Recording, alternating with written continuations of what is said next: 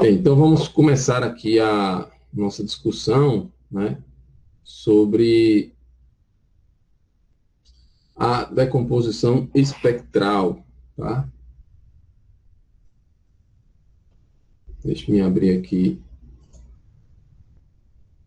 Bem, então o teorema da decomposição espectral, pessoal, é uma forma da gente enxergar uma matriz quadrada, né, uma matriz quadrada. Então suponha que temos aí uma matriz quadrada. Deixa eu colocar aqui a tela do outro computador. Então, suponha que eu tenho uma matriz A, né? Essa matriz A é uma matriz de ordem P por P, tá? É uma matriz quadrada, né? E o que é que diz o teorema da decomposição espectral? Ou decomposição de Jordan, tá?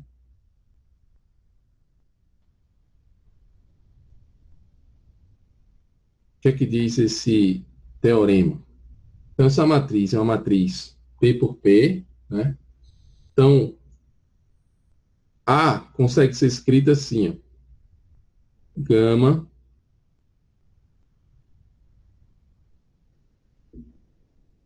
gama, né?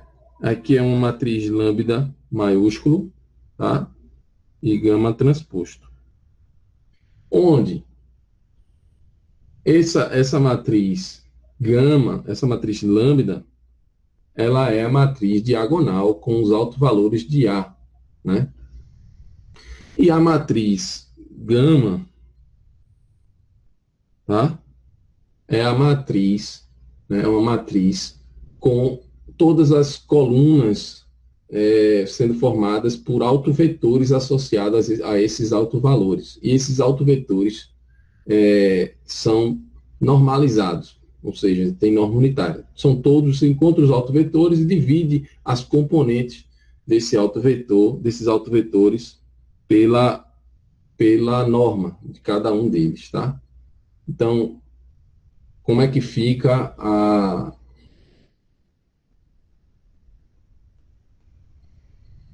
essa nomenclatura aqui? Deixa eu colocar aqui um print, talvez vai ser mais fácil a gente não perder tanto tempo escrevendo, tá? Então, olha lá. Vou colocar aqui, ó.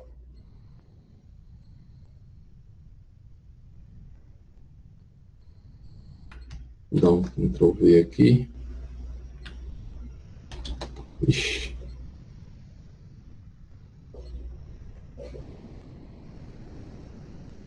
Espera aí, pessoal.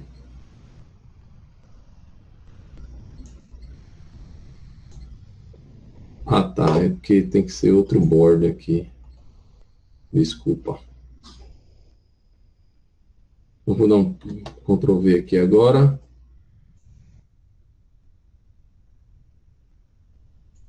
Então, olha lá.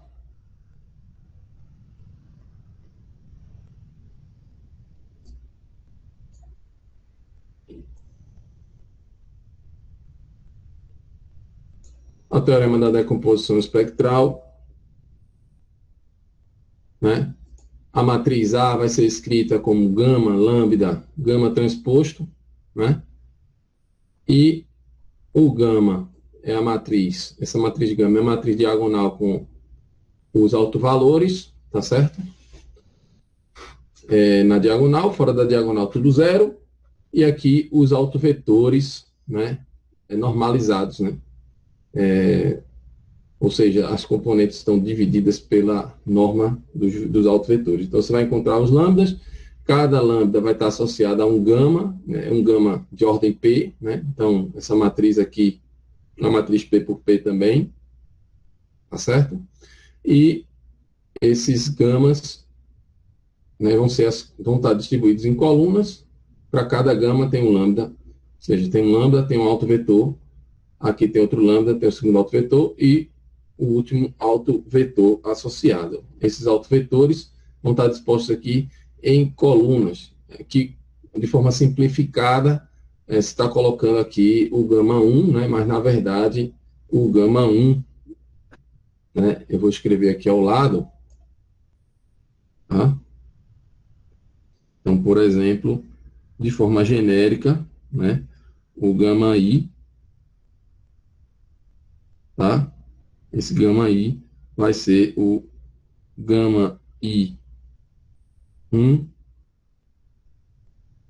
gama I2,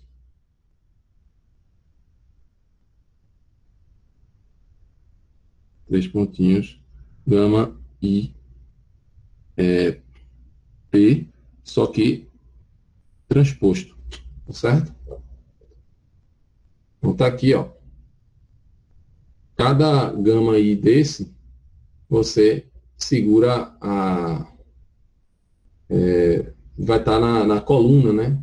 Uma dessas colunas aqui, vai se colocar esse gama I, tá certo? Aqui, ó. Então, esse gama I aqui vai estar representando aqui um termo genérico, né? Nessa matriz, tá bom? Bem, então essa é a forma aí da decomposição de Jordan, né? Ou teorema da decomposição espectral, certo? Como vocês queiram denotar. E esses autovetores, você vai encontrar os autovalores, depois encontrar os autovetores associados, e por último, vai dividir as componentes de cada autovetor pela norma de cada um deles, o que vai estabelecer aí uma matriz, né, ortonormal, tá certo? Essa matriz gama, ela vai ser uma matriz ortonormal, tá certo? Na verdade, o teorema não exige que se divida, né, pela norma, tá bom? Porém, é sugestivo que se faça isso, porque essa decomposição vai ser mais interessante se você substituir esses autovetores por autovetores com norma unitária, tá bom? Então, tem um exemplo aqui, né, que eu vou mostrar aqui a vocês agora. Né, vou tentar, deixa eu me colocar aqui agora.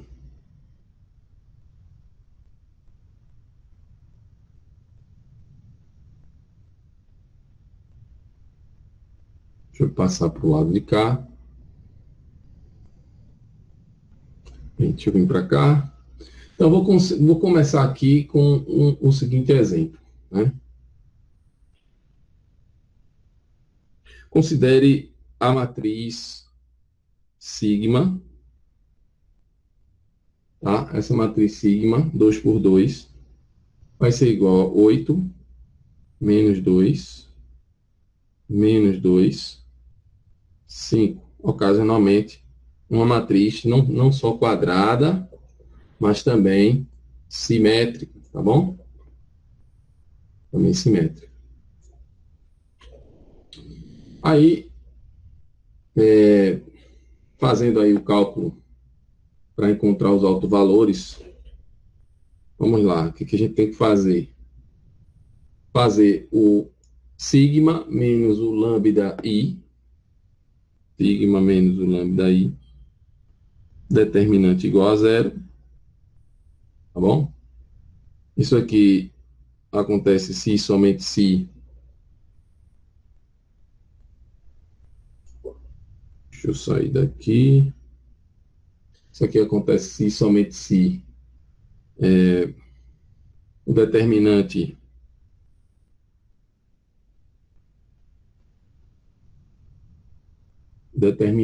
dessa matriz aqui, 8 menos lambda, menos 2, 5 menos lambda, menos 2. Isso aqui tem que ser igual a zero.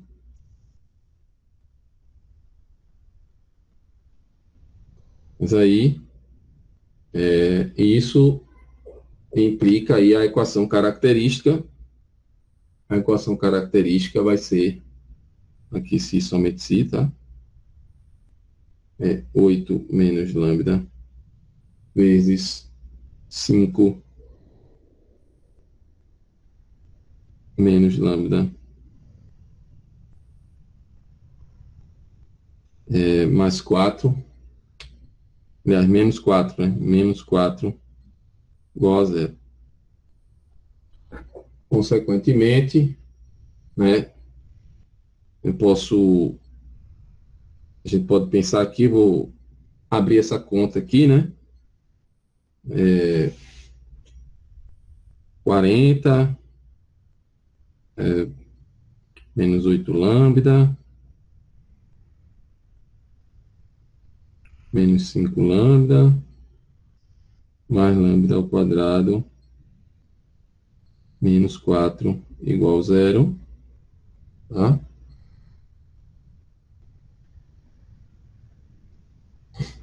Daí, a conta agora vai ficar assim, lambda ao quadrado, menos 13 lambda,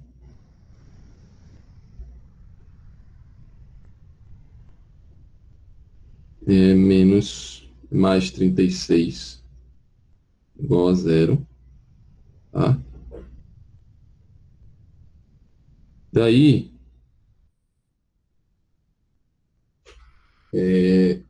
a gente vai ir atrás dessas raízes, né? As raízes, aqui são dois números cuja soma dá 13 e o produto dá 36, né? 9 e 4, tá certo?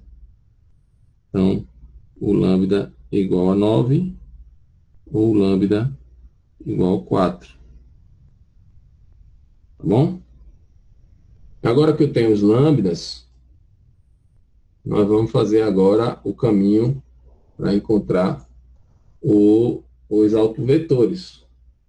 Então, para encontrar os autovetores,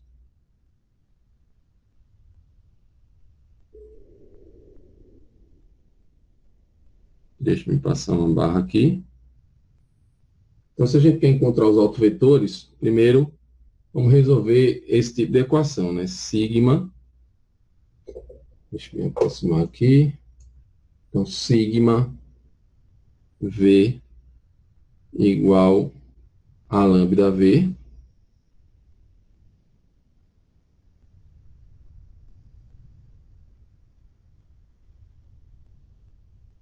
Tá certo? E aí, esse V é um vetor 2 por 1, né? Um vetor 2 por 1. Então, pega aí o sigma, 8, menos 2, 5, né? Multiplica aí por um vetor. Aí, vou colocar aqui as componentes, né? Do V. Então, V, como são dois autovetores, vou considerar aqui o 1 e o V é 1, 2, né? Ou seja, associados ao primeiro autovetor. Então, o primeiro autovetor está associado ao lambda igual a 9, tá? Então, o lambda igual a 9. Então, vamos lá aqui. Então, isso aqui vai ser igual a 9 vezes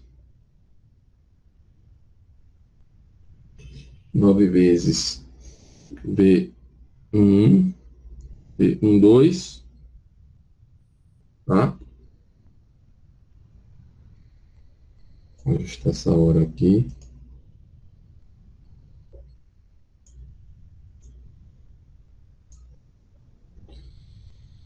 Então, resolvendo isso aqui é um sistema, né? Sistema de equações. Eu já tenho isso já feito aqui. Deixa eu ver onde eu botei. Foi aqui.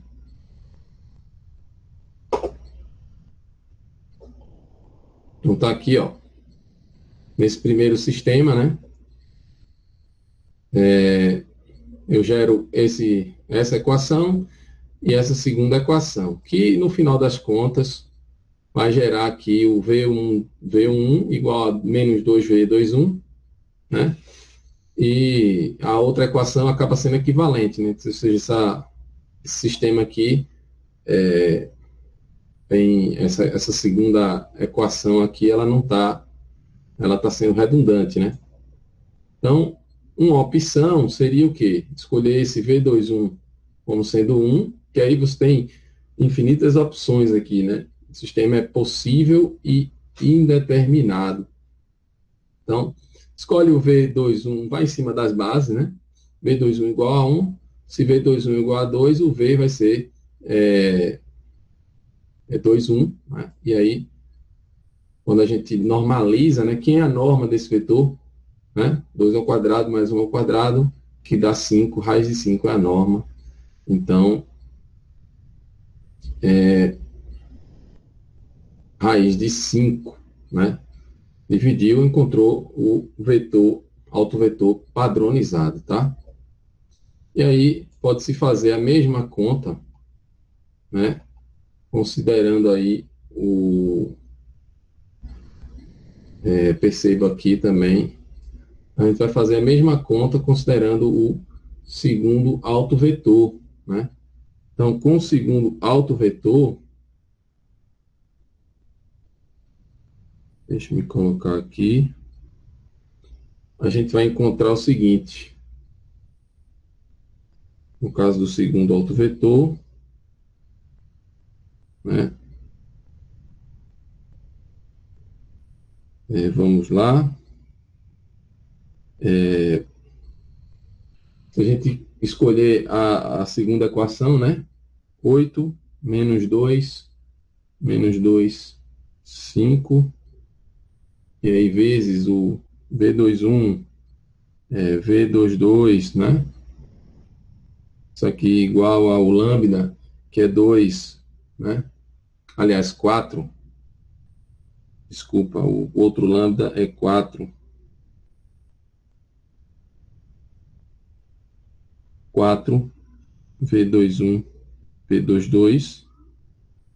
Resolvendo esse sistema, nós chegamos ao seguinte, né? Que isso aqui, se somente se o 2V21 é igual a V22. E aí, uma opção, né?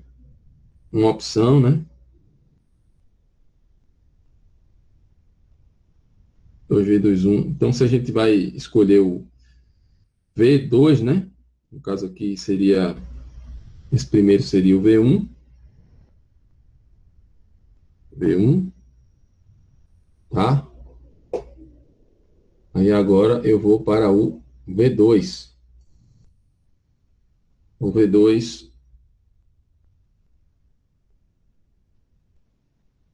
então aqui, V2, aí o V21, eu posso escolher o V22 igual a 1, né? E aí vai ser 1 e 2, tá bom? Então, o V2 vai ser 2, 1, e o V1, né? Eita, desculpa aqui, que eu acho que um era 9, né? Tá certo, né? Peraí, tem uma coisa errada aqui. Ah, tá, desculpa. Lembrando que aqui tem um erro. Deixa eu corrigir aqui. O V1, pessoal, vai ser 1 menos 2. Desculpa aqui que errei.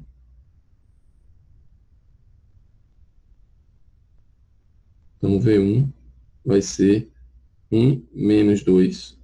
Essa é uma opção, né? Tá bom? Esse vai ser o V1.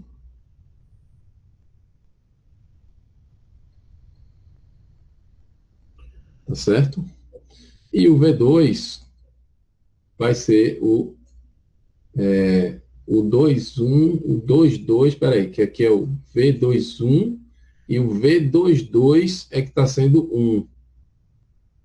Peraí, eu botei 1 e 2, né? Pode ser 1, eu vou colocar o que o livro colocou. Colocou o V22 como sendo, o V21 como sendo 1, né? Não tem problema, tá? Essas soluções são as mesmas, mas aqui no exemplo do livro, se colocou o V22, V21 como sendo 1, né? E o V22 como sendo 2. Não tem nenhum problema. Isso não altera a aplicação do teorema, tá? Ok? Então, eu tenho aqui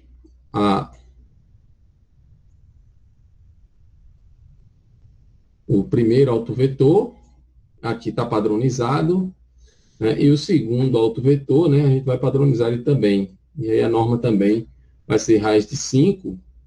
Então, eu vou padronizar esse autovetor. E aí eu vou escolher o E2 como sendo 1 sobre raiz de 5 e 2 sobre raiz de 5.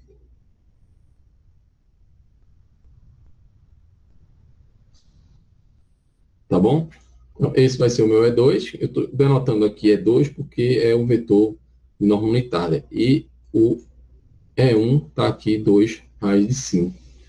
Então, no final aqui da história, o E1, 2 sobre, menos 2 sobre raiz de 5, 1 sobre raiz de 5, e o E2, 1 sobre raiz de 5, 2 sobre raiz de 5. E aí, como é que a gente vai enxergar aqui a... Vamos montar aqui essa matriz, né? Essa matriz gama, né? Essa matriz gama. E vai ser a matriz gama.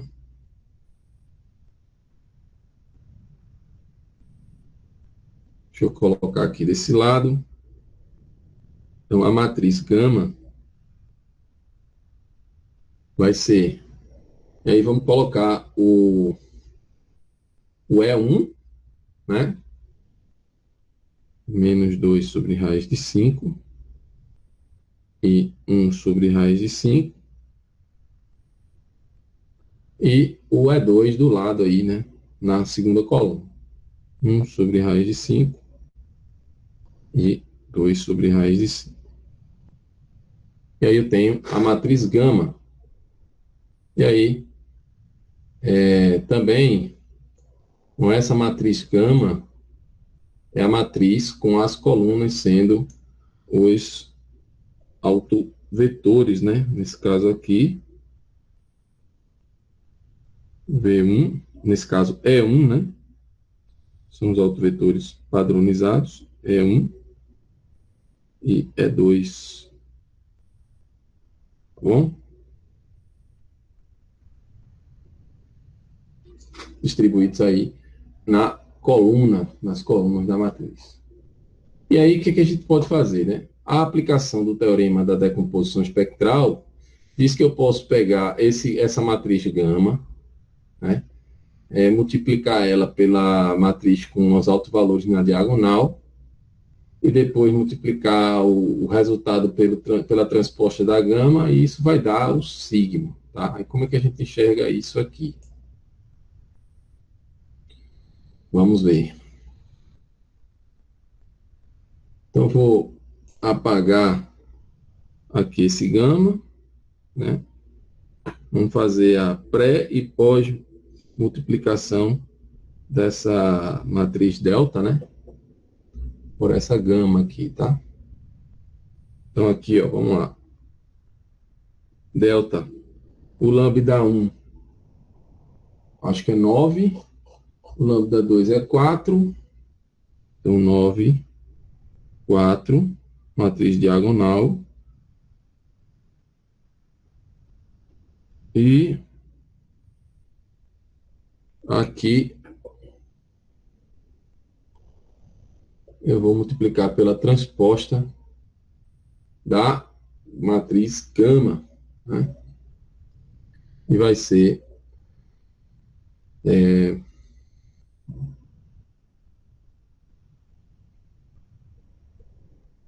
menos 2 sobre raiz de 5, 1 sobre raiz de 5, né? E 1 sobre raiz de 5. Acaba que essa matriz gama, ela, a transposta dela vai ser ela mesma. Raiz de 5 e 2 sobre raiz de 5.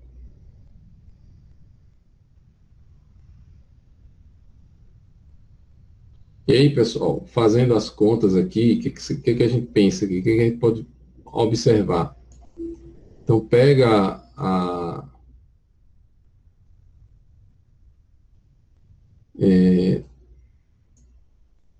pega aqui essa matriz aqui, ó, vamos multiplicar, ó, essa linha, né, por essa coluna, aí vai ficar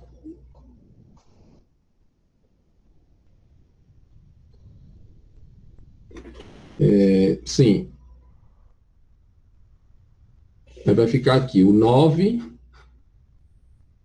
vezes o 2 sobre raiz de 5, né? E o 1, isso aqui vai ficar zero. Então, quando a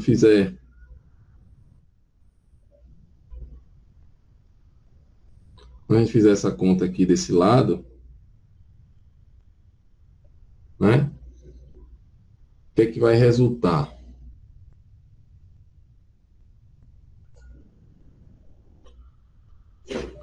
Então, vai ficar uma matriz, né? 2 por 2. E vamos pegar aqui o primeiro elemento, né? Vai ser 9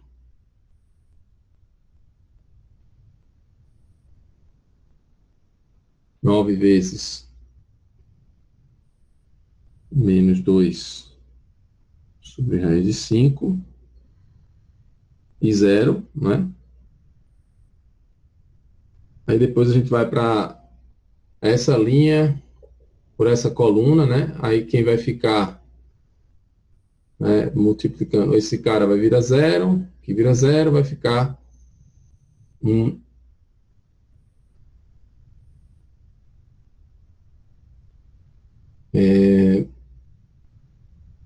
vamos lá, um sobre raiz de 5 vira zero, aliás, desculpa, 2 vezes zero, 2 sobre raiz de 5 vezes zero, e aqui vai ficar 1, 4, né? 4 vezes 1 sobre a raiz de 5.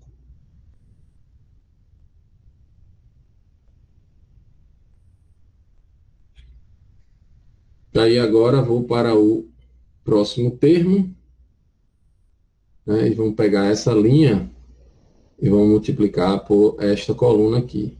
Vai ficar 9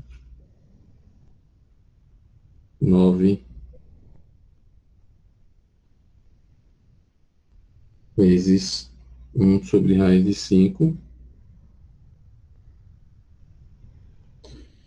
né? E o outro termo vai ser zero, e depois aqui vai ser zero, e vai ficar 4 vezes 2 sobre raiz de 5. Essa matriz aqui é a resultante desse produto.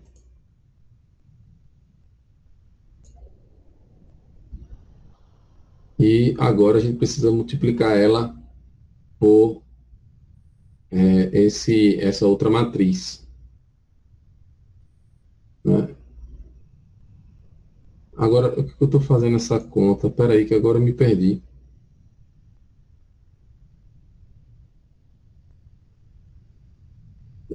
Por que que eu fiz isso? Isso eu teria que dar a matriz sigma, né?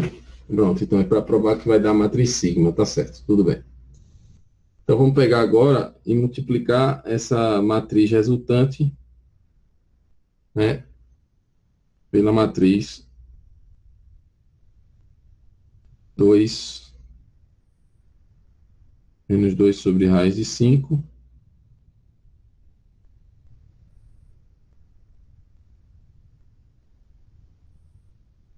1 sobre raiz de 5, 1 sobre raiz de 5 e 2 sobre raiz de 5.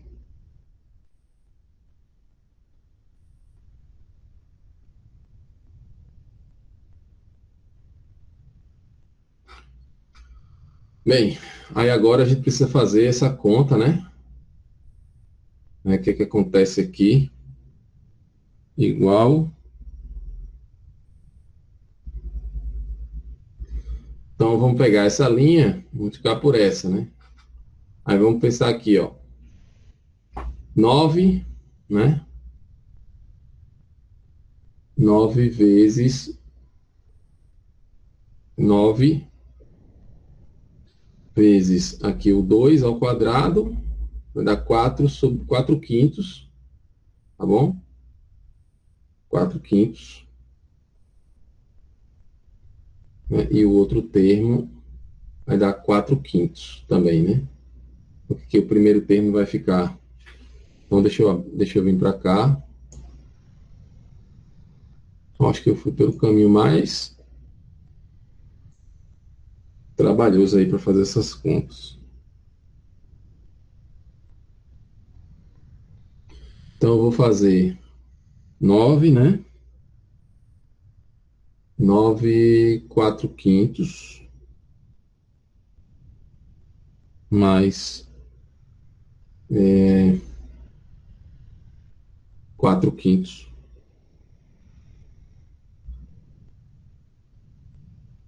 Tá certo? E vamos lá para o próximo. Esse é o primeiro elemento da matriz.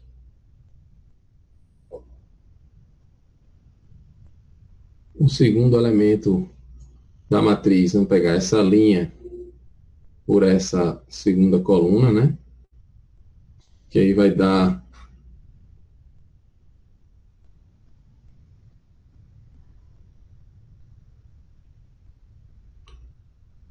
9 vezes 2 quintos, 9, menos 9, né? Menos 9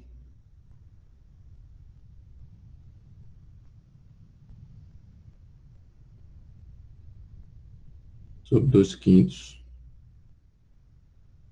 mais, né? Aí vai fazer essa linha por essa coluna. Aí vai ficar o 4 vezes 2 quintos.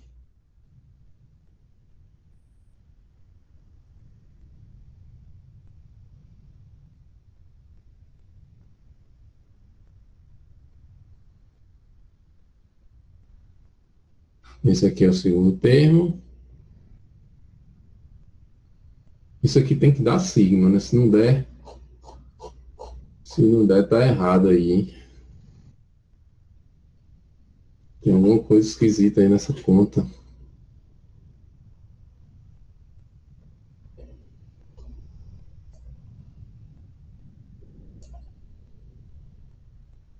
Vocês estão conseguindo achar aí onde é que está meu erro, pessoal? Porque vocês estão vendo aí, eu acho que tem alguma coisa errada aqui.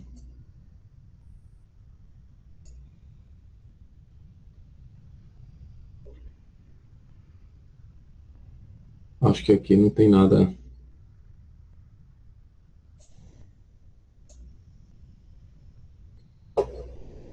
Deixa eu ver que essa tela aqui eu me atrapalhei. Mas vamos ver aqui, o primeiro termo. 9 vezes 4 quintos, né? Que é esse termo vezes esse, mais esse termo vezes esse, ok. Aí vem para cá, ficou 9 vezes 2 quintos, menos 9 vezes 2 quintos, mais 4 vezes 2 quintos, certo? Vamos em frente. Vamos em frente, vamos em frente. O outro termo, 9, né? 9 vezes 2 quintos, menos 9 vezes 2 quintos, mais 4 vezes 2 quintos. E o último termo, o último par aqui, o último termo vai ser 9 quintos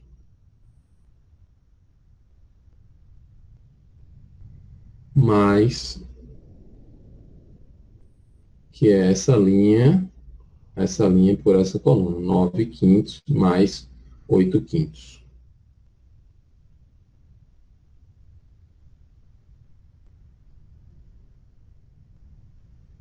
Vamos fazer aqui as contas agora. Então, isso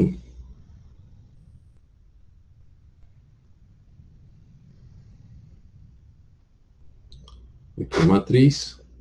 Então, 18, 9 vezes 4, né? 36 quintos. Então, 40 quintos. Perfeito? 40 quintos dá 8. Tá bom? Eu acho que vai dar certo. Então, o primeiro termo aqui deu 8. Aí aqui eu tenho 18 quintos. Aí aqui 8 quintos. 10 quintos, né? Porque é negativo, né? O menos 10 quintos. Menos 2. Tá bom? Então, 18 quintos negativo. 8 quintos positivo, né? Então, menos 10 quintos, menos 2. Aqui é simétrico, menos 2. E por último, esse termo aqui é 9 quintos mais 8 quintos, né? Aqui está dando, deixa eu ver se eu fiz essa conta certa.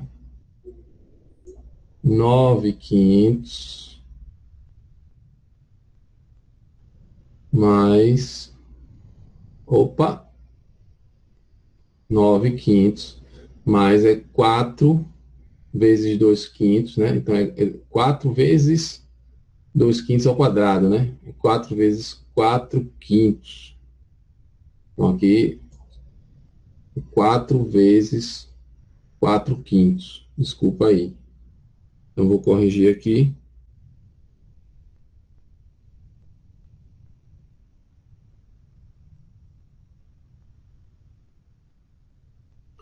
Então, deu 9 quintos, né? E o termo aqui, né? 4 vezes 4 quintos. Aliás, é 9 vezes 9 quintos mais 4, né? 4 vezes 4 quintos. Então, 16 quintos.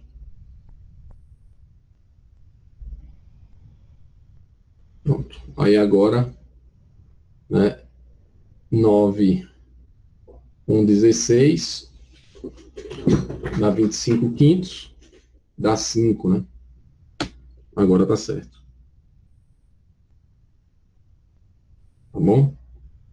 Então, 8, que aí é a matriz sigma é justamente, né? 8, 5, isso aqui é a sigma, né? A matriz sigma tá aqui. Tá bom? Então vejam que o fato de eu encontrar essa matriz de autovetores, né? E definindo aí, conseguindo encontrar os autovalores, a matriz diagonal, a pré e pós-multiplicação por essa matriz gama, através dessa matriz diagonal com os autovalores, gera aí a matriz sigma. Bom? Matriz sigma. E aí tem outra forma da gente enxergar isso, porque o teorema dessa decomposição, decomposição de Jordan, né? Decomposição espectral, deixe-me colocar aqui esse outro slide.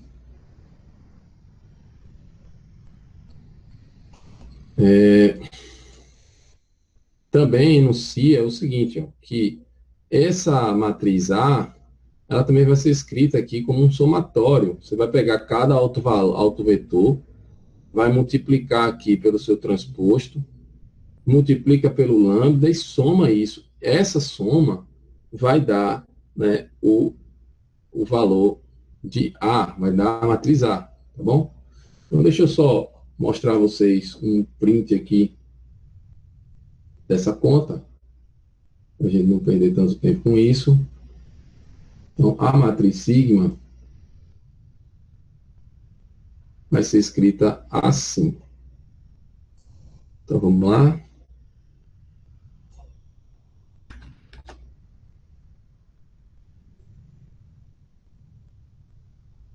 Então, olha lá. A matriz sigma, né? Cada lambda vezes, aí você tem o alto vetor padronizado, né, multiplicado pelo seu transposto. Lembrando que os autovetores que a gente encontrou aqui foi o menos 2. Deixa eu colocar aqui novamente. Onde está essa tela?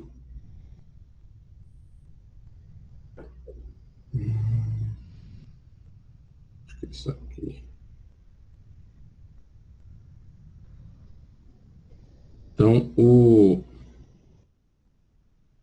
os autovetores que a gente encontrou aqui agora foram, nesse caso aqui, o V1,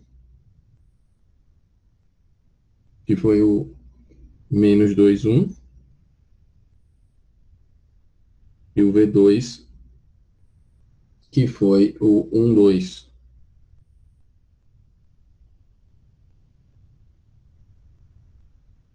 Tá bom? E aí, se a gente pegar o V1 por ele transposto, vai dar exatamente isso aqui, né? Aliás, desculpa, tem que dividir pela norma. Desculpa.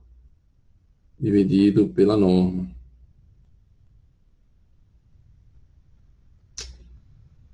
Menos 2 sobre raiz de 5 e 1 sobre raiz de 5. E o V2, que foi o 1,2, 1 sobre raiz de 5 e 2 sobre raiz de 5. Calculem aí, vejam que V1 transposto, né, dá exatamente isso aqui. E o V2 transposto, vai dar essa outra matriz aqui, que estou destacando aqui elas em azul. Então, V1, V2, né? E aqui o V2, aliás, V1 linha, né? E V2 linha, né? Isso aqui é essa conta aqui, né? Cada autovetor pelo seu transposto multiplica pelo lambda. O somatório disso vai dar a matriz sigma, tá bom? Então, essa é a teoria aí que envolve a decomposição espectral, né? Decomposição de Jordan. Essa é uma aplicação direta. Isso aí vai ser muito útil quando a gente for falar de componentes principais, tá? Esse teorema da decomposição de Jordan, ele se generaliza, né? Ele tem uma forma generalizada aqui dele, no material que eu passei para vocês, mas eu não vou comentar isso aqui não, tá? Vamos ficar só com esse caso particular, onde a matriz A é uma matriz quadrada, né? E além de ser quadrada, nesse caso aqui, né, vai ser uma matriz simétrica, tá? Então, a matriz A, vamos considerar esse caso, né, com A quadrada, né, e simétrica, tá bom? A quadrada e simétrica.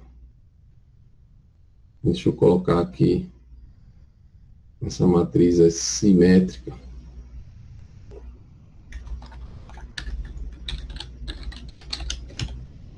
Tá bom? Vamos trabalhar com essa versão do teorema, porque aí fica mais simples aqui dentro do foco objetivo do nosso curso. Então, feita essa discussão aí sobre o teorema da decomposição espectral, basicamente o quê? Você vai trocar a matriz A por uma matriz, por uma forma, né? Uma forma que depende aí dos autovalores e autovetores dessa matriz, né? Perfeito? Então, é só uma forma de escrever a matriz A, dependendo aí dos seus autovalores e autovetores. Com relação às formas quadráticas, né? O que a gente pode, o que eu vou destacar aqui para vocês sobre formas quadráticas? Ô, Wilton, eu posso fazer uma pergunta? Pode, claro. Qual o significado dessa matriz sigma, hein? Essa matriz vai acabar O sendo que ela uma matriz. representa? Veja só, na nossa utilização aqui do curso, essa matriz sigma vai acabar sendo a matriz de covariância, tá? Por isso que eu estou supondo aí que A é P por P e é simétrico. Ah, Então, na ok. prática, a matriz sigma vai ser a matriz de covariância. Ótimo. Perfeito?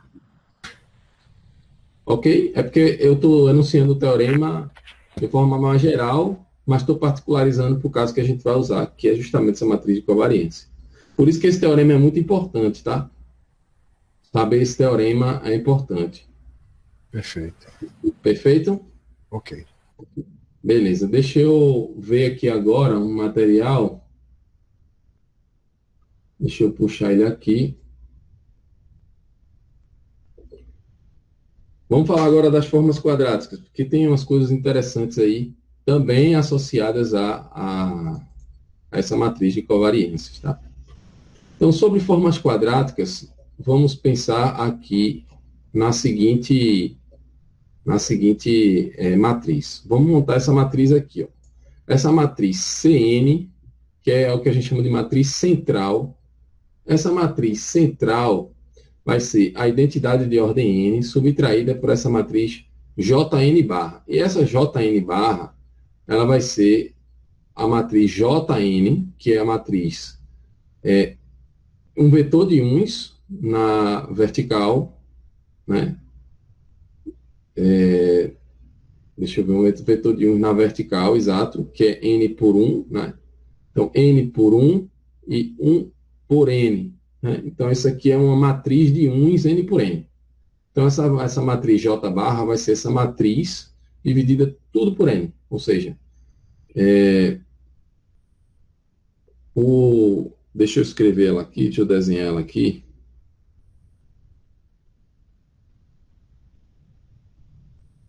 Deixa eu abrir um quadro limpo.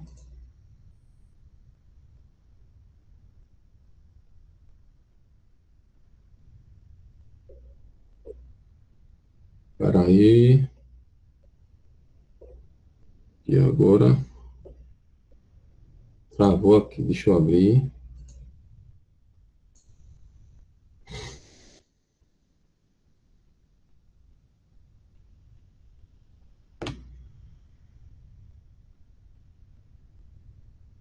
Ah, tá, agora vai.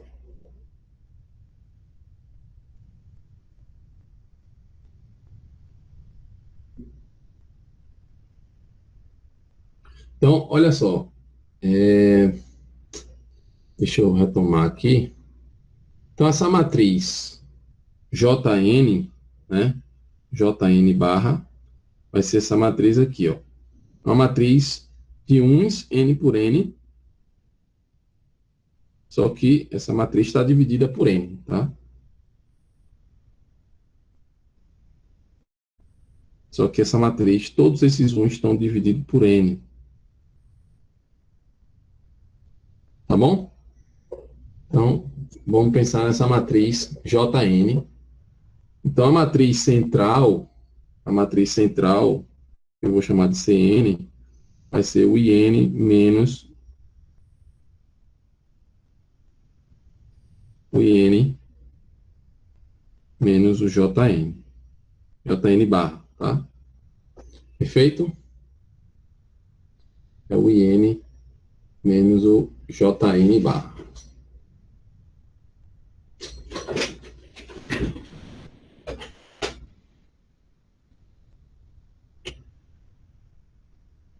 Essa é a matriz central.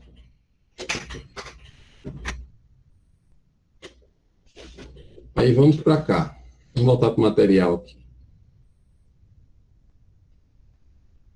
Vamos fazer a conta aqui dessa matriz central. Está aqui a matriz central. In menos Jn barra, né? Ok? Deixa eu diminuir isso aqui.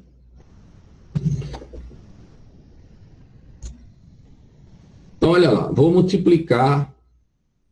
pré-multiplicar a matriz C por x'. X' é um vetor compatível aí com essa multiplicação. Então, essa matriz C, né, essa matriz C aqui, ó, ela é uma matriz N por N. Então, se eu vou pré-multiplicar, né, eu tenho que pré-multiplicar por um vetor cujas colunas têm N colunas. Então, esse x' aqui, ou seja, x é um vetor 1 por N, né? Por N, na verdade, N por 1. O x é N por 1, e aí eu estou pré-multiplicando por C. Então, fazendo a conta aqui, ó, x' vezes o C, aí o C vai ser o I vezes o I menos o JN barra, né? Então, pré-multipliquei, aí sobra o quê? Aqui, ó, x' JN barra. Só que esse JN barra, né, vai ser o 1 sobre N. E aí o x' aqui, ó, eu vou jogar o 1 sobre N para fora, vou botar em evidência aqui, né, deixar ele na frente. Então vai ficar x', 1'. Só que x', 1 é o vetor transposto, né, multiplicado pelo vetor de uns, né, na vertical. Tá aqui, ó. E isso aqui, ó, é a soma do xi, tá bom? Passando aqui mais adiante, então x' eu repito, 1 sobre n, a soma de xi, 1'. Tá bom? Aí, depois eu vou pegar essa soma dividida por n, vai virar um x barra.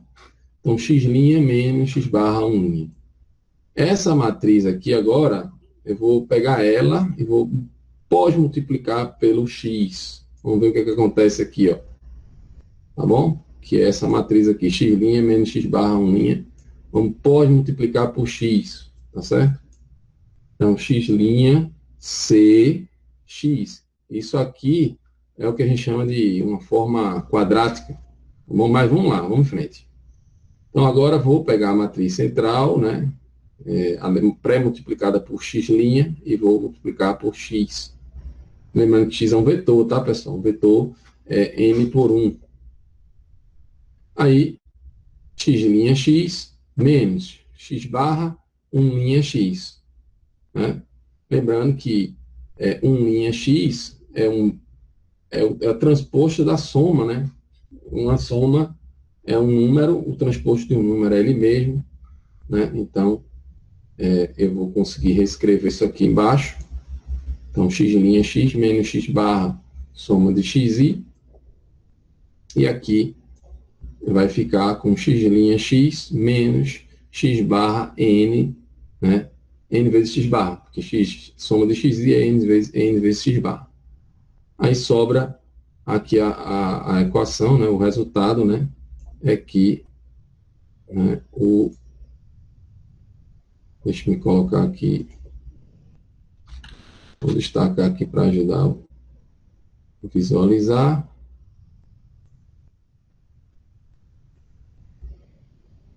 Enfim, não quis abrir o app. Tá aqui, tá aqui, tá aqui. Então, olha só. Essa forma aqui, x' C, x' matriz central x, vai ser igual a essa expressão aqui, né? x' x menos n x barra ao quadrado. Isso, vamos desenvolvendo aqui esse somatório, a gente chega no mesmo resultado, né?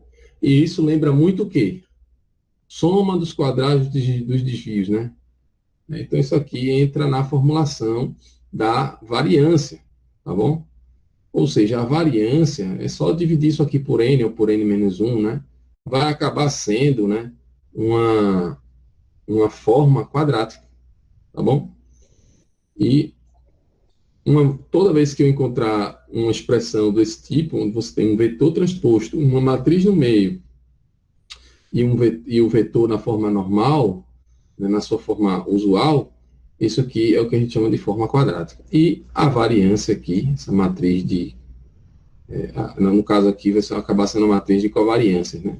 Quando a gente trabalhar aqui com o... na verdade, isso aqui é uma expressão de uma variância, né?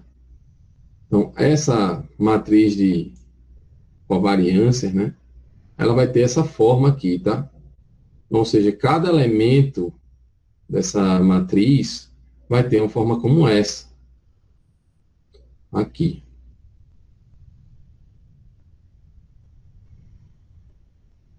A matriz de... isso aqui é um somatório, né? Que vai embasar lá a fórmula da variância. A variância de x, né? Bom, mas aí x aqui, nesse caso, pode ser aí um vetor. E aí a gente tem a formulação vetorial, né? Na verdade, isso aqui é um número. Aqui é um número, uma forma quadrática. Tá bom? Então, cada variância vai ser uma forma quadrática.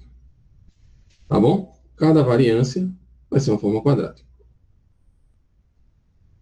Entendido isso aqui. Então, a conclusão é que essa soma é um produto de um vetor transposto, uma matriz no meio e um vetor na forma coluna. Isso aqui caracteriza o que a gente chama de formas quadráticas, tá bom? Formas quadráticas. Formas quadráticas. Aí tem algumas definições, porque uma forma quadrática, ela tem sempre essa estrutura, né? Um vetor, vou pegar aqui um exemplo 3 por 3, uma matriz A, é um vetor transposto, uma matriz A, 3 por 3, e o que a gente faz, basicamente, é pré e pós multiplicar essa matriz pelo transposto e a forma usual do vetor. Quando a gente faz isso, quando nós fazemos isso, nós vamos formando aqui produtos mistos, né? De x1 com x2, x1 com x3, x2 com x3, x3 com x2, x2 com x1, né? E ao fazer essa conta, né, desse produto matricial que vai gerar um número, né? Isso aqui é um número, tá?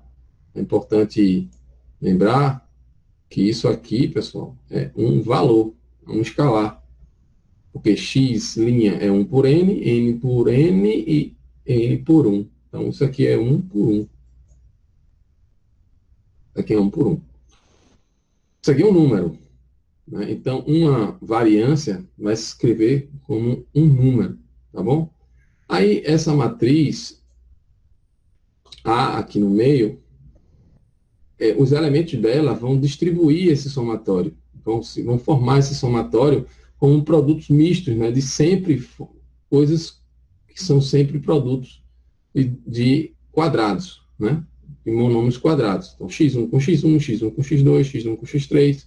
Na diagonal vão estar sempre os índices iguais, né, ou seja, x1 quadrado, x2 quadrado, x3 quadrado, e assim por diante. Fora da diagonal vão estar os produtos mistos, ou seja, a forma quadrática, ela vai ter, olha lá, os coeficientes da matriz, né, as entradas da matriz, né, esse cara está na diagonal, aqui também tem outro cara da diagonal, e o terceiro elemento da diagonal, e os produtos mistos, né, obviamente, se a matriz for simétrica, eu passo a dobrar esse valor desse coeficiente, né, nesse caso aqui, o x1 com x2, vamos olhar se o x2 com x1 é o mesmo, não é, nesse caso a matriz não é simétrica, mas se o fosse, eu teria que dobrar, eu poderia dobrar, né, essa quantidade aqui, né, ou seja, se fosse 2 ou 4, daria 8x1, x2.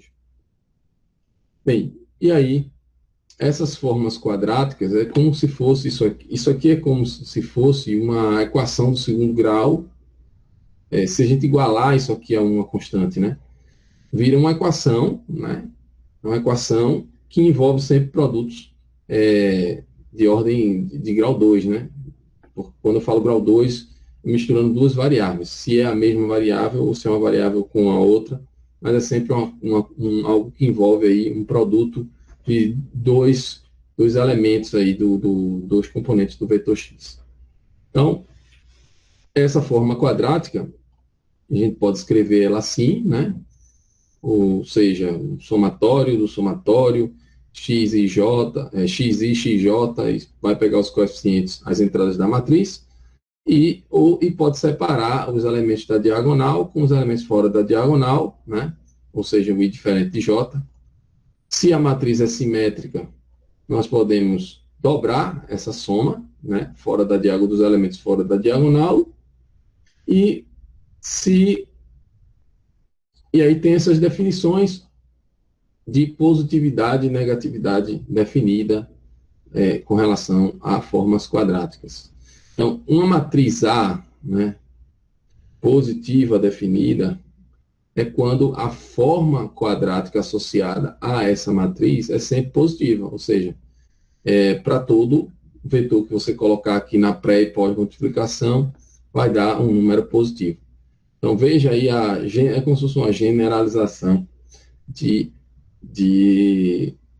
um polinômio de grau 2, tá certo? Mas aí misturando com duas variáveis, né? Por exemplo. Então, a forma quadrática é positiva definida se para todo elemento que você colocar aqui na pré e pós-multiplicação da matriz, isso vai dar um número positivo, independente para todo x não nulo, né? Para todo vetor não nulo.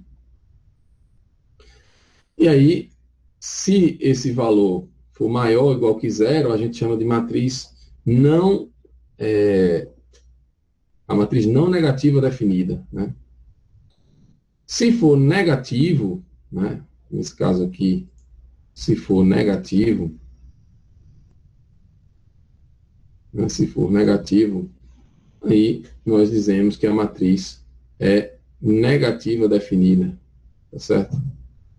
E os casos em que incluem o zero, né? A igualdade a zero, são conhecidos como semidefinidas, né? Ou simplesmente, se não é negativo, né? A gente diz que é não negativo definido. Se não é positivo, a gente diz que é não positivo definido. Ou simplesmente semidefinidas, tá?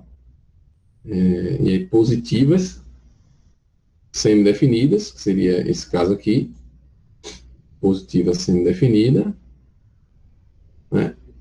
E negativa semidefinida, que seria esse segundo caso. E aí, no caso da matriz que na verdade não é uma matriz, né? Está até errado aqui, deixe-me fazer essa correção.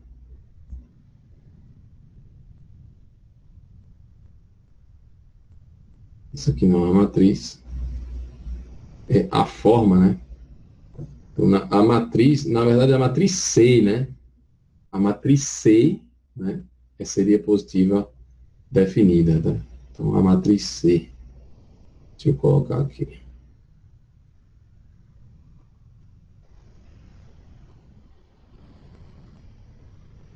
Deixa eu escrever. Vou botar um textinho aqui.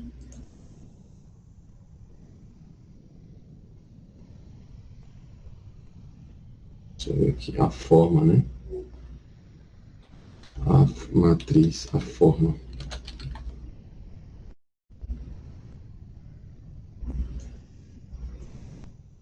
A forma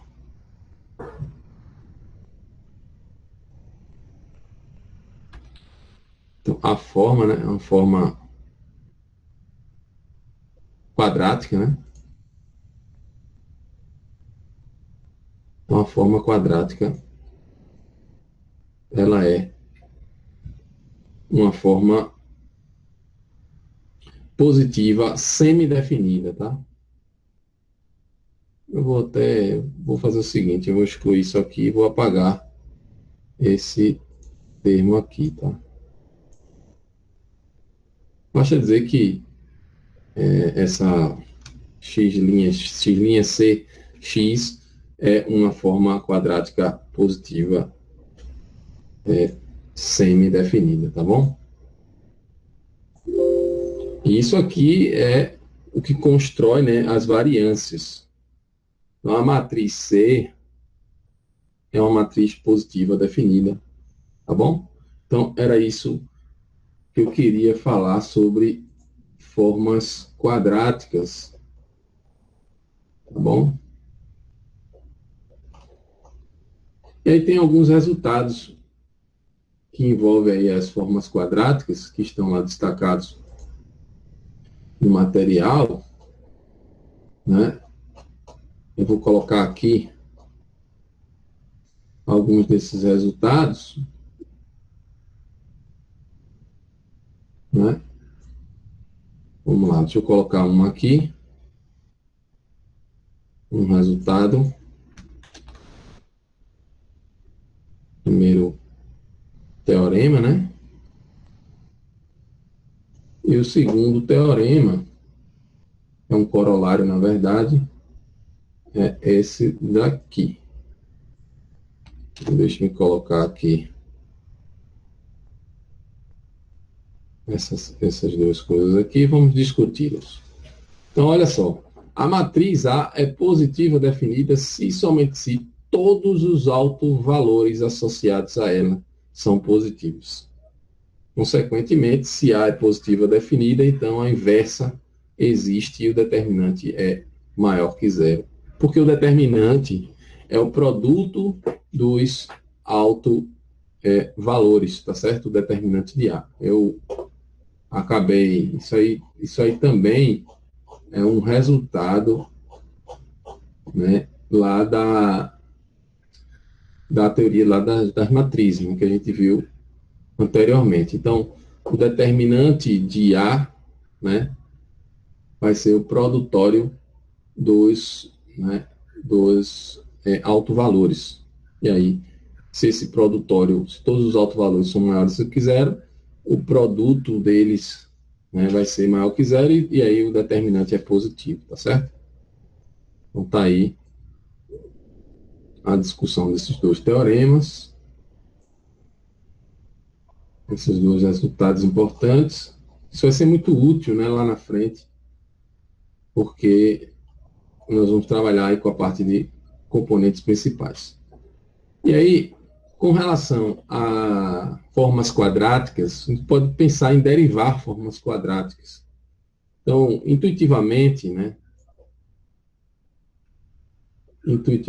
vamos raciocinar uma forma quadrática como uma generalização de uma forma de segundo grau, né? De um polinômio de segundo grau. Só que nesse caso seria uma generalização, né?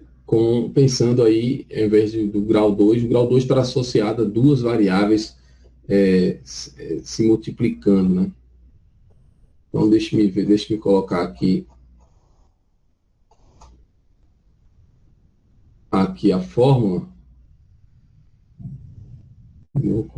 Deixa eu dar um print aqui, para a gente dar um salto, né? Então, tem essa expressão aqui, pessoal, que está lá no material também. E aí, só explicando essa notação. Então, vejam só. Se A é um vetor, X é um vetor, né? E A é um vetor de constantes, tá certo? A é um vetor de constantes. Eu posso pegar A transposto, desde que o A transposto seja compatível com X. X é 1 por N, aliás, X é N por 1. X é N por 1, então o A transposto, né, teria que ser compatível com o número de linhas, né? Ou seja, o A 1 por N. Né? O A 1 por N, né? Porque aí o A transposto vai ser, o A é N por 1, o A transposto 1 por N, e aí eu posso ter esse vetor que é como se fosse um vetor de combinações lineares. Você vai pegar uma constante, deixa eu só pegar aqui esse exemplo. Então, imagine que esse A seja um vetor, né? A1, A2, e você vai multiplicar isso transposto por X, né?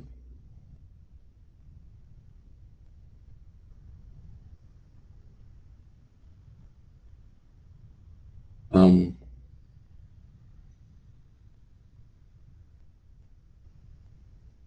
A1, A2,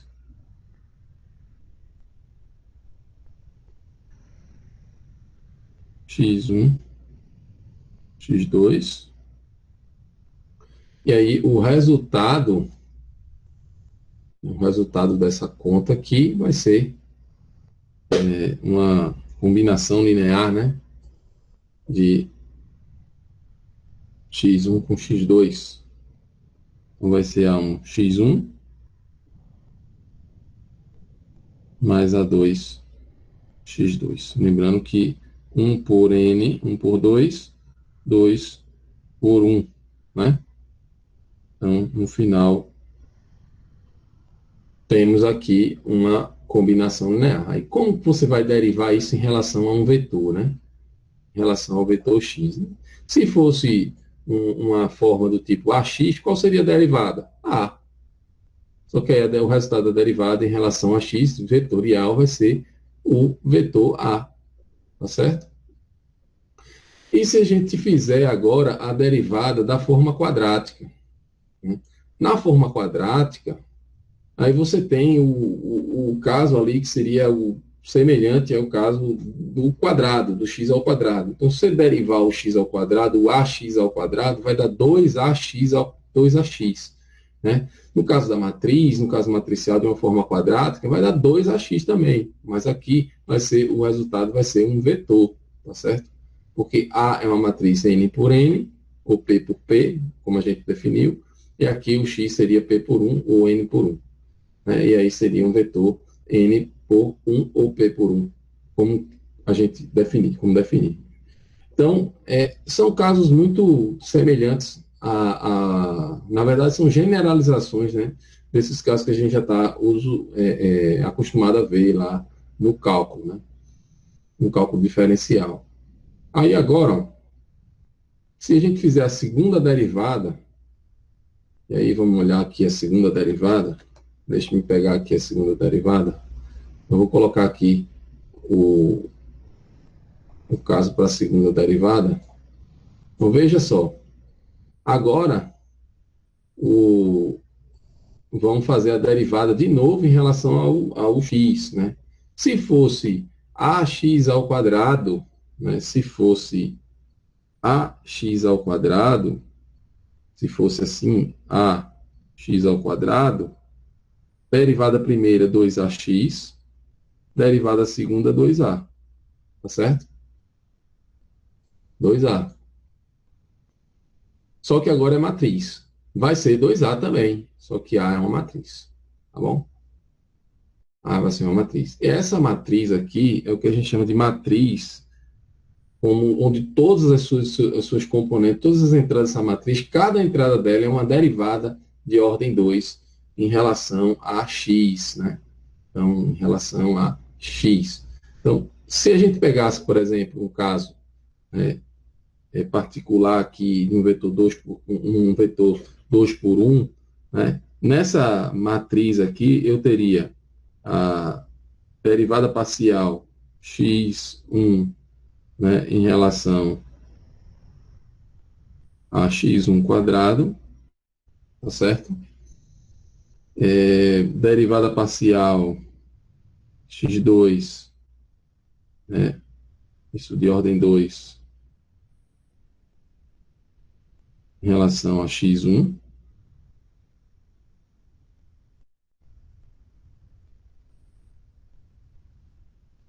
Aí, aqui nessa segunda diagonal, D2,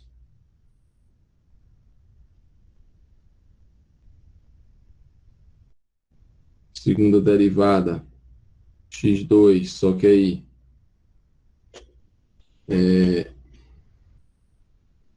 dx2, certo? E aqui, segunda derivada, aqui, desculpa, x1, x2, e aqui a derivada do x2 em relação duas vezes aí com x1, certo? Isso aqui é o que a gente chama lá no cálculo 2, vocês estudaram isso, né? De matriz hessiana. a matriz de derivadas parciais de ordem 2, né? Aqui é x1, x2, x1, acho que aqui é o contrário, tá errado aqui. Aqui é x1 e aqui é x2. Desculpa, e aqui é x2, x1. Então a derivada de x1 em relação a x1 duas vezes, x1 em relação a x1 e depois x2, desculpa, tá errado aqui.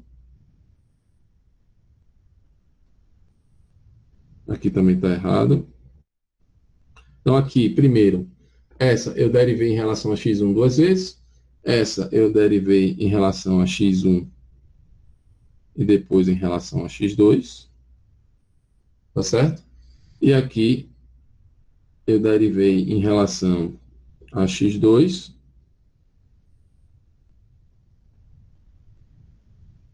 e depois em relação a x1. Então, são derivadas parciais de ordem 2. Isso aqui é a matriz hessiana. Matriz hessiana, tá? Matriz hessiana.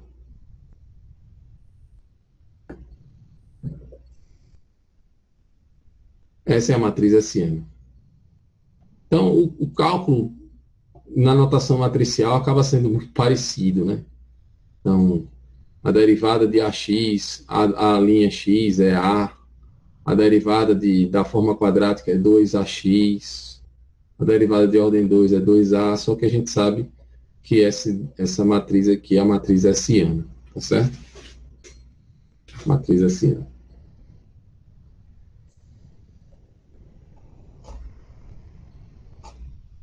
Essa parte de matriz particionada, vocês podem pular, tá? Eu coloquei isso aí, mas fica como material suplementar, eu não vou trabalhar com isso agora. Bem, deixa eu falar aqui desses aspectos geométricos, porque isso aqui é interessante a gente falar.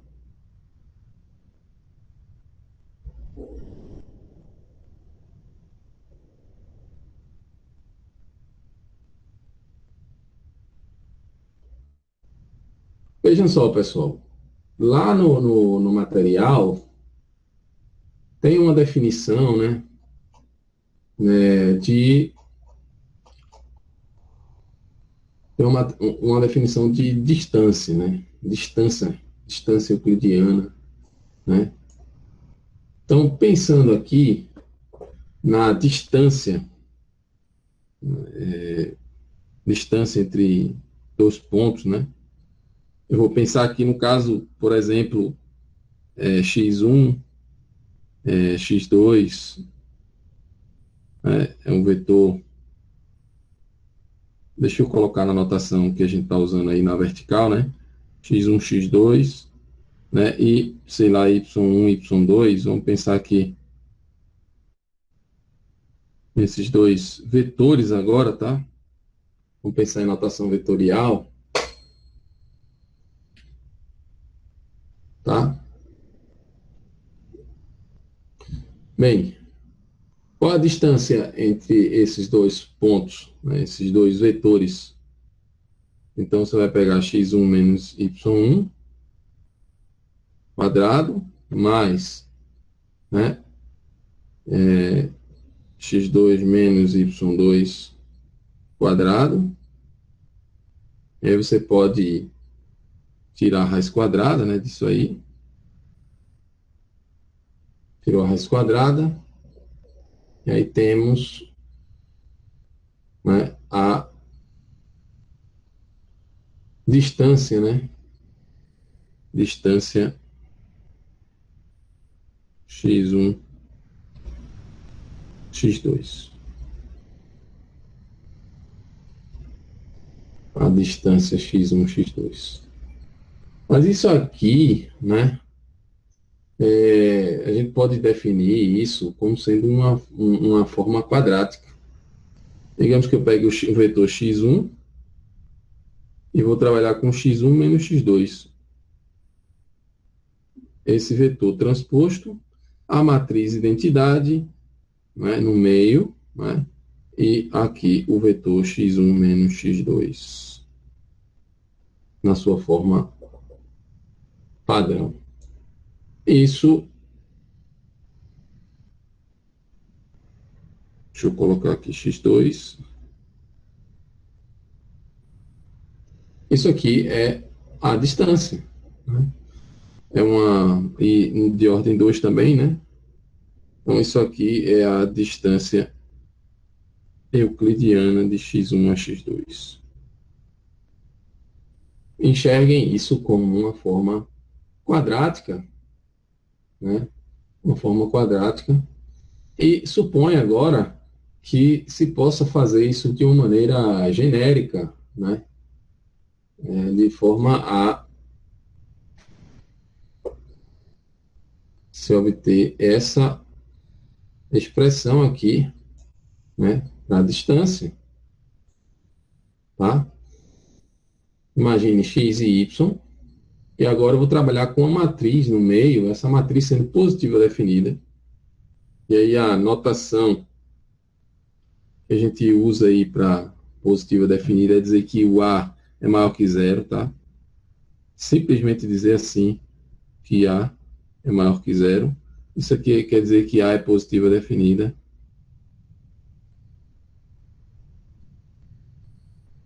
Que ela é positiva definida.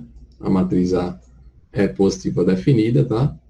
E isso aqui é uma forma quadrática que define a distância euclidiana, né, de x a y, né, entre x e y. Bem, e o que é interessante observar nas propriedades dessa distância, né? Então, a distância euclidiana tem essas propriedades. Eu vou colocar aqui do lado, aqui embaixo mesmo. Importante mencionar aqui as propriedades, né? Então, a distância, né, ela é um valor sempre maior que zero ou igual a zero também, né? Só é igual a zero se os pontos estiverem se sobrepondo, né? Então, valor maior ou igual que zero, mas só igual a zero quando os pontos, os vetores se sobrepõem, são idênticos. E obedecendo aqui a desigualdade triangular, né? Ou seja, a distância do x ao y, né, é menor ou igual que a soma das distâncias do x a um z e do z a um certo y. Isso aqui é a desigualdade triangular, né?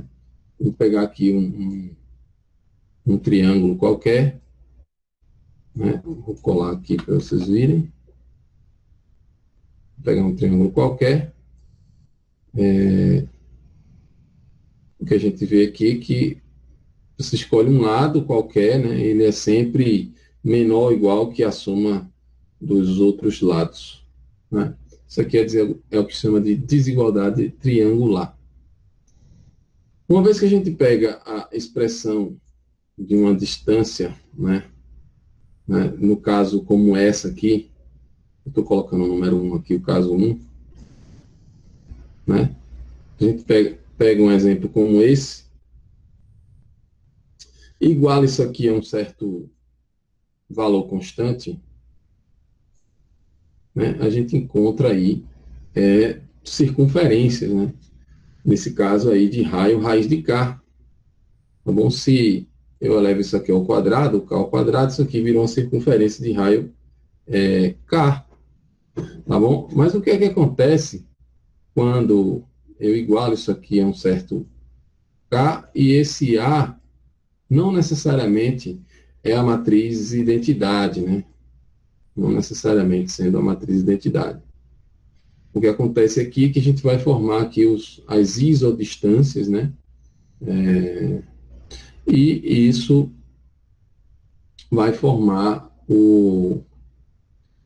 São formas, veja que isso aqui é uma forma quadrática, e quando igualamos ela a um certo K, nesse caso aqui, eu vou até usar a mesma nomenclatura que está aí material, né? É o D ao quadrado, né? D ao quadrado, né? Então, a gente encontra nessa igualdade as elipses, formas de elípticas, né? E aí, dependendo da quantidade da ordem de x e de y, né? Isso vira aí elipsoides, né? Pode ver elipsoides. Bem, o que aqui é interessante a gente observar sobre esses aspectos geométricos, né? Deixe-me voltar lá aqui. O que a gente pode observar desses aspectos geométricos? Vejam bem, aqui eu tenho uma forma de uma elipse, e aí a definição da elipse, né, os pontos, né, com soma constante, né, seja esse... Eu vou colocar uma animaçãozinha aqui que talvez ilustre aí a forma da elipse. Só um minutinho.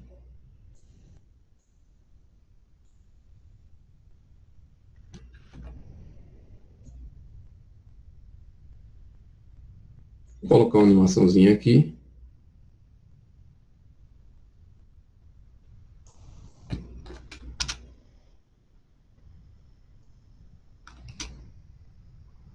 Olha só. Então, vocês estão percebendo que o tamanho do cordão é sempre o mesmo, né? Então, a soma da distância do ponto na elipse a esses dois pontos aqui que estão marcados, né? Esses aqui são os chamados focos, né? Então, aqui, por exemplo, você tem um foco e outro foco. Observe como a distância, a soma dessas distâncias é constante. Então, a definição de elipse é justamente isso. A soma dessas distâncias é invariante, né, na elipse, tá bom?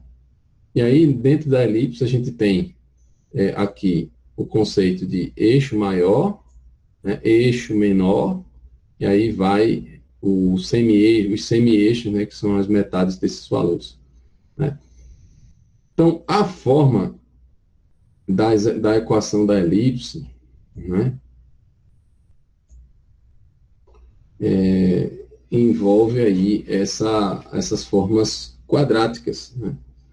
E aí, deixe-me mostrar aqui a vocês uma outra questão interessante.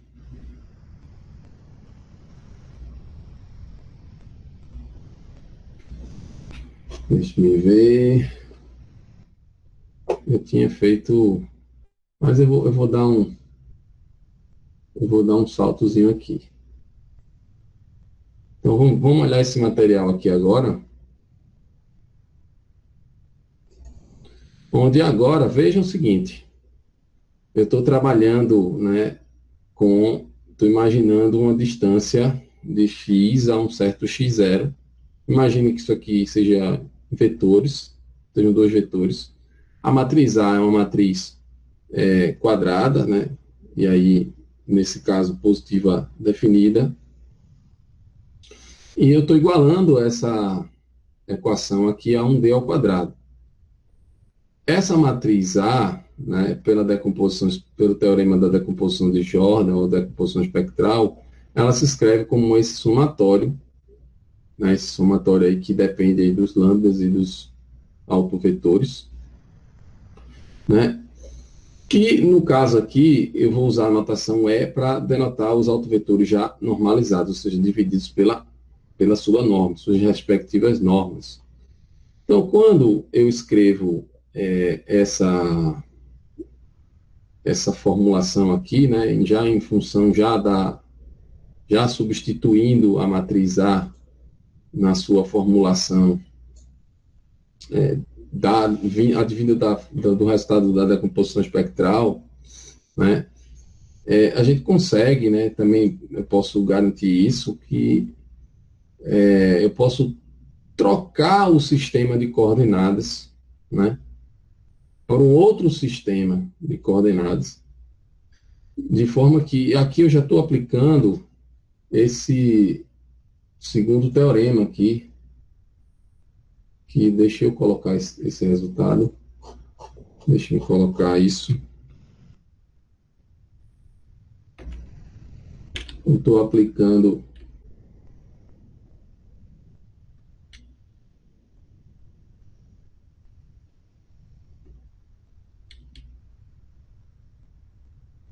este segundo resultado aqui, deixa eu colocar aqui rapidinho.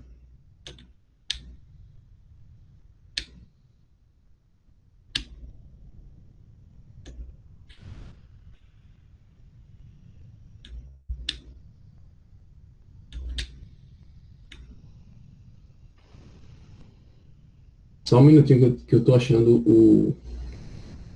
o enunciado do teorema aqui.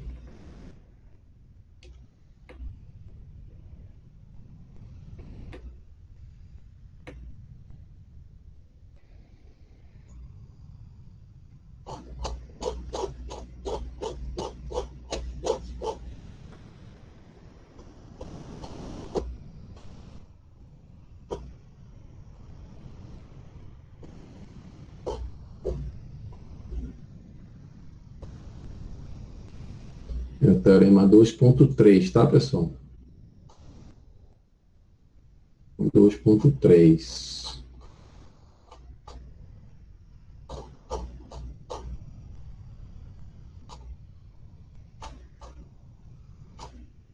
Tá aqui ele. Achei. Só colocando aqui no board.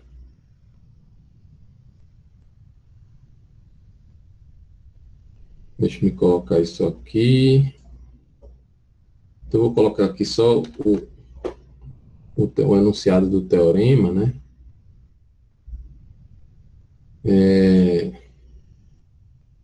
O que a gente vai fazer, né? Esse teorema diz o seguinte, ó. Essa forma quadrática, eu consigo escrever ela como sendo um somatório, né?